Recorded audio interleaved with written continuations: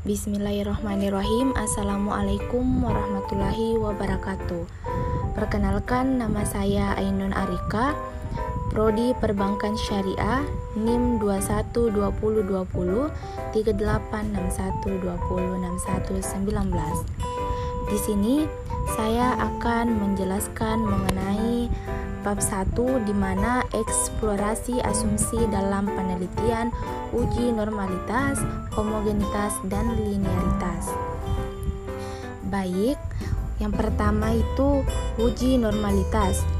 Uji normalitas adalah sebuah uji yang dilakukan dengan tujuan untuk menilai sebaran data pada sebuah kelompok data atau variabel, apakah sebaran data tersebut berdistribusi normal atau tidak, di mana dasar pengambilan keputusannya yaitu jika nilai signifikannya lebih besar dari 0,05 maka nilai residual berdistribusi normal, tetapi jika nilai signifikannya lebih kecil dari 0,05 maka nilai residualnya tidak bernilai normal. Baik, kita ke uji normalitas. Sebelum ke langkah-langkahnya, kita siapkan data mentahnya terlebih dahulu.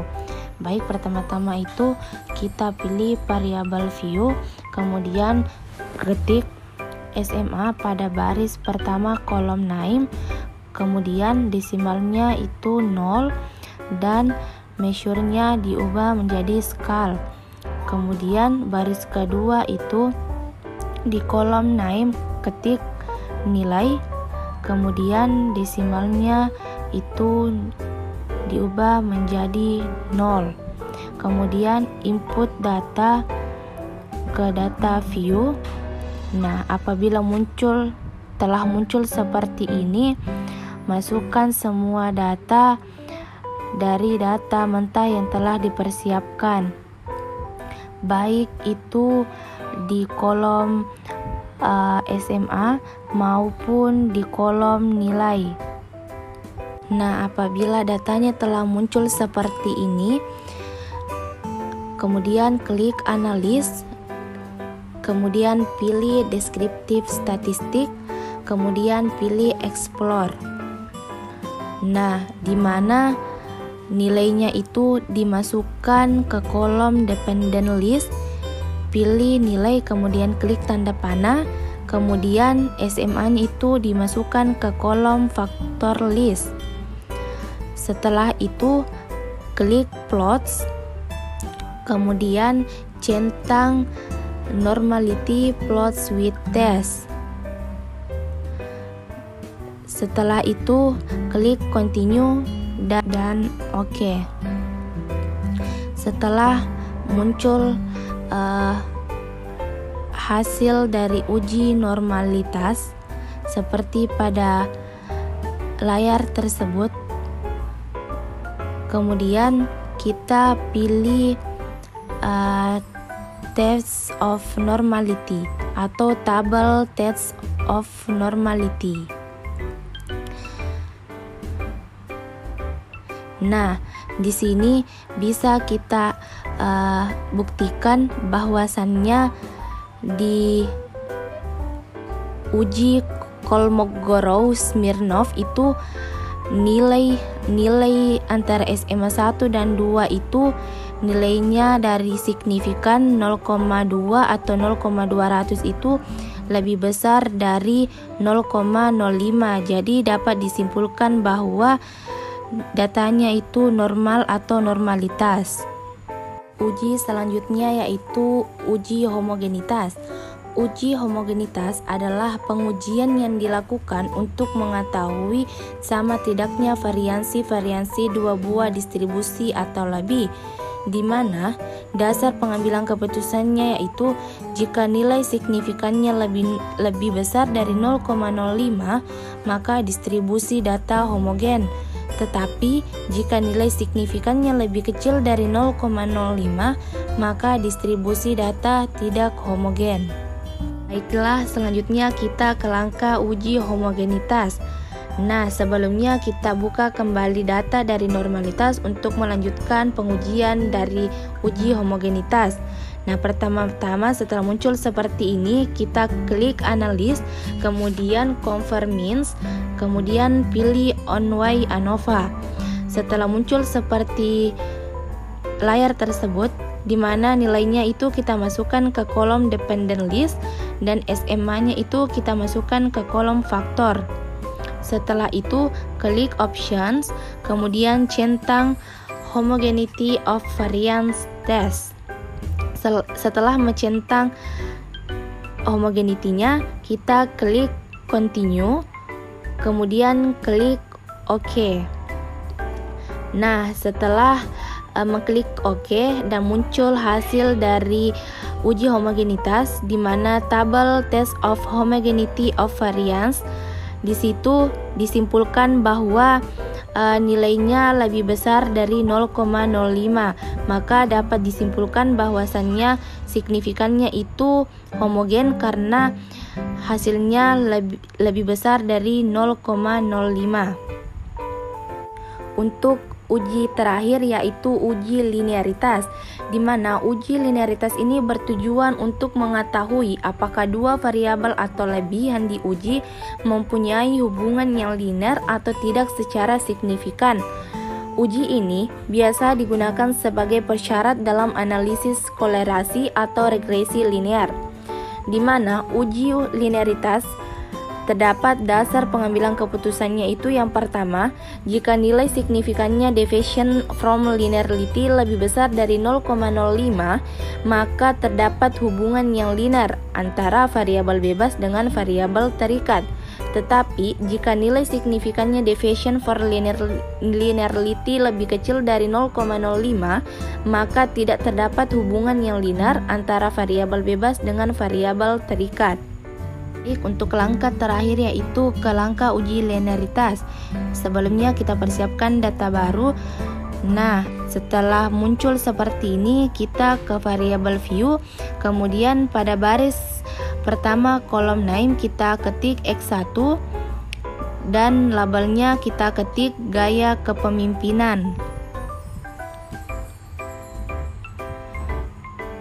Kemudian measure-nya kita ubah ke scale. Dan baris kedua kolom name itu kita ketik X2, di mana labelnya kita ketik kompensasi.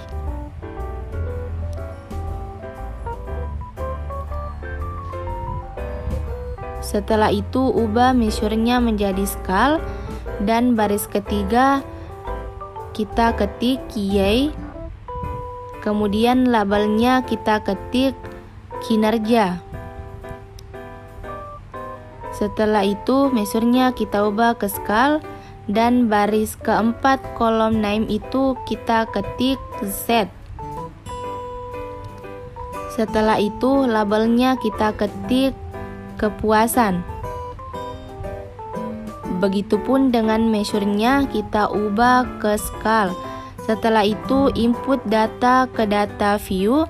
Nah, setelah muncul seperti ini, masukkan semua data atau data yang telah dipersiapkan. Kemudian pilih analis dan klik confirm means dan klik means. Setelah muncul seperti ini, gaya kepemimpinannya kita masukkan ke kolom independent list. Begitupun dengan kompensasi maupun dengan kepuasan kita masukkan ke independent list, di mana kinerjanya atau Y-nya kita masukkan ke dependent list. Setelah itu klik options, kemudian centang test for linearity, kemudian continue dan OK. Nah, setelah muncul seperti ini, di mana pada ANOVA tabel pertama itu kinerja gaya kepemimpinan. Kinerja gaya kepemimpinannya bisa kita simpulkan bahwa hasil dari ANOVA tabelnya itu signifikannya lebih besar dari 0,05 karena 0,205. Jadi gaya kepemimpinan terhadap Y itu signifikan atau linear dari 0,05. Setelah itu kita ke ANOVA tabel pada kinerja kompensasi, di mana signifikannya itu 0,143. Jadi bahwasannya hasil dari kompensasi itu linear atau signifikan karena lebih besar dari 0,05. Setelah itu kita ke ANOVA table ke kepuasan, di mana kinerja dari kepuasan itu signifikannya 0,087, bahwasannya signifikannya lebih besar dari 0,05. Jadi dapat disimpulkan bahwa kinerja kepuasan itu linear.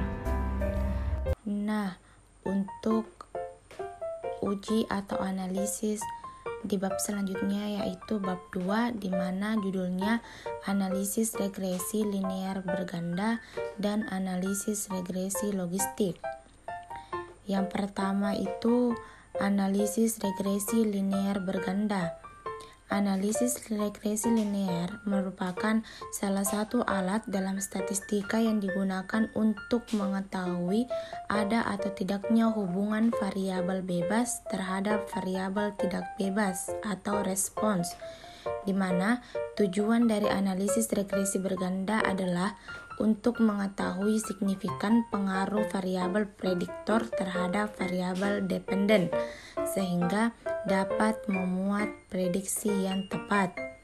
Baik, untuk langkah mengenai analisis regresi linear berganda, pertama-tama itu kita buka variabel view, kemudian pada baris pertama kolom name kita ketik minggu, dan di kolom tipenya kita ubah menjadi string, kemudian klik OK. Setelah itu pada kolom width dengan columns-nya itu kita ubah angkanya menjadi angka 10.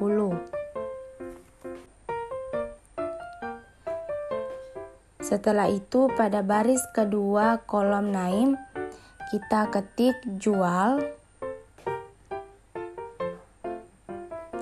dan desimalnya kita ubah menjadi 0. Kemudian baris ketiga kita ketik iklan. Begitupun dengan kolom desimalnya kita ubah menjadi 0. Dan yang terakhir pada baris keempat kita ketik SPG dan kolom desimalnya kita ubah menjadi 0. Setelah itu input data ke data view, kemudian masukkan data yang telah kita persiapkan.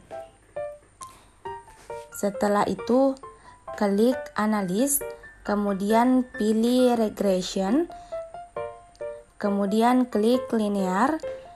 Nah, pada jualan atau jual kita masukkan ke kolom dependen, begitupun dengan iklan maupun SPG kita masukkan ke kolom independen.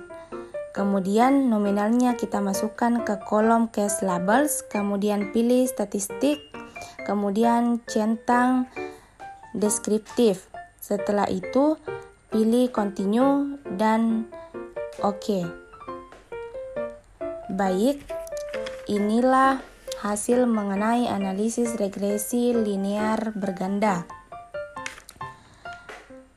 Baik, pada tabel model summary di sana terdapat 0,745, di mana hubungannya sangat kuat, sehingga artinya jika penjualan semakin sering maka penjualan akan semakin meningkat. Setelah itu pada tabel correlation, di mana jika signifikannya di sana lebih besar dari 0,05, maka ada hubungan yang signifikan antara kedua variabel karena signifikannya di sana lebih besar dari 0,05. Baik, untuk analisis kedua yaitu analisis regresi logistik. Analisis regresi logistik sama halnya dengan regresi linear.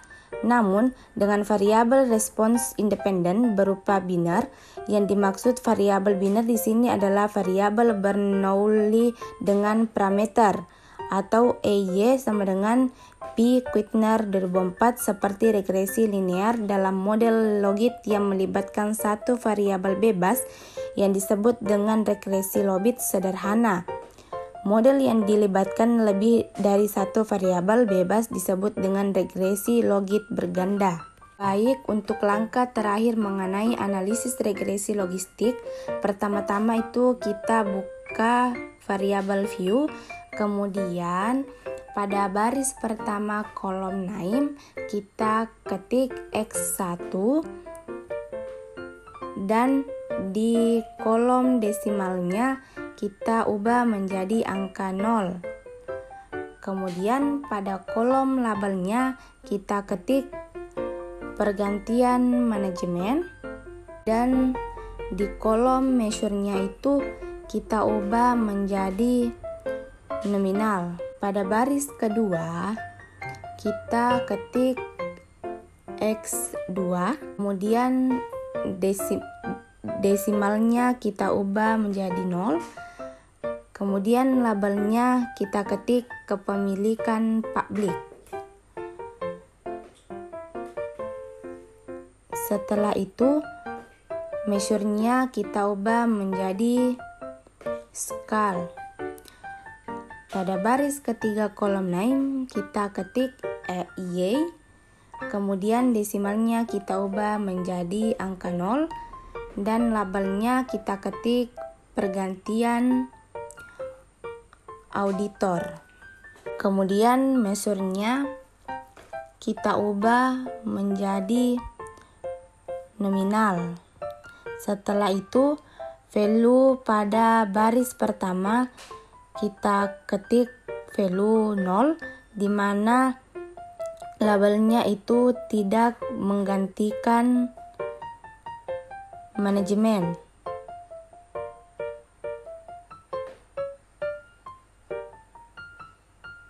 Kemudian klik add. Kemudian lanjut pada value 1 kita ketik menggantikan manajemen. Kemudian klik add dan OK.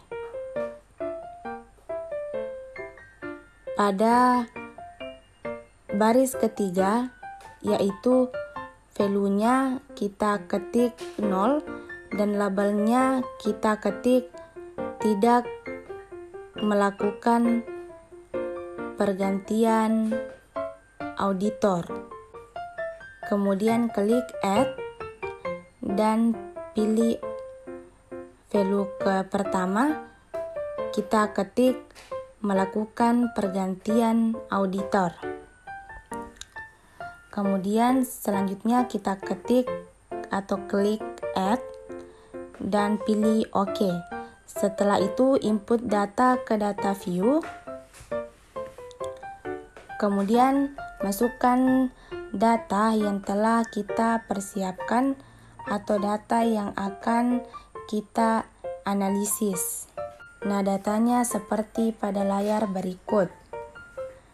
Analis, kemudian pilih regression, kemudian klik binary logistik, di mana Y-nya kita masukkan ke kolom dependent, kemudian X1 dengan X2 itu kita masukkan ke kolom covariates.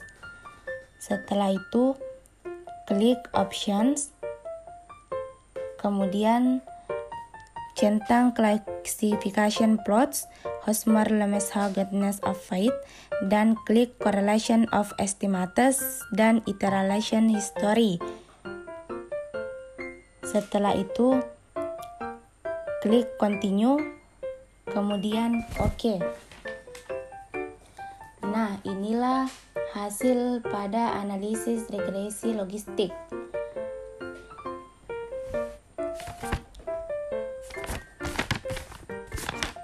Di mana pada tabel Hosmer and Lemeshow test itu memperoleh nilai 0,074. Jadi nilai signifikan Hosmer and Lemeshoff test diterima karena lebih besar dari 0,05. Kemudian pada tabel iteration history, di situ min 2 log